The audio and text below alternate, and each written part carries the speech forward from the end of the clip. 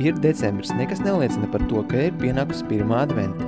Ko par to domā Rīgas Tradiņu universitātes studenti un uz ielas satikti cilvēki, nolēma noskaidrot Runā TV. Kad paliek mēnesis līdz Ziemassvētkiem, katru nedēļu tad atzīmē vienu adventu vai iededz vienu adventu svecīti uz priekšu.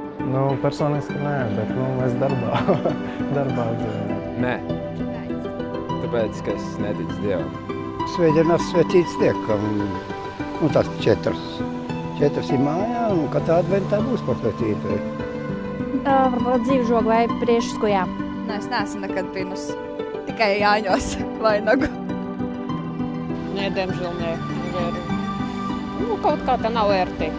Jādomā, ko ēst visu laiku, jādomā, ko darīt. Tas asociēs ar laiku, ka tuvojas Ziemassvētki, tuvojas kādi lielākie svētki. Gaidīšanas laikā es parasti mājās mandarīnas ēdu, piparkūkas, pavadu laiku ar ģimeni. Paši taisam adventas vainagu, regulāri aizdedzam svecīti. Tas ir tā kā ģimenes tradīcija. Tas ir jauks laiks, lai pievērstos vairāk ticībai nekā pārējā gada laikā. Noteikti varbūt tā ir tāda kopā sanākšana kaut vai pasēdēšana, parunāšanās un tāds ģimenisku kopā laika pavadīšana.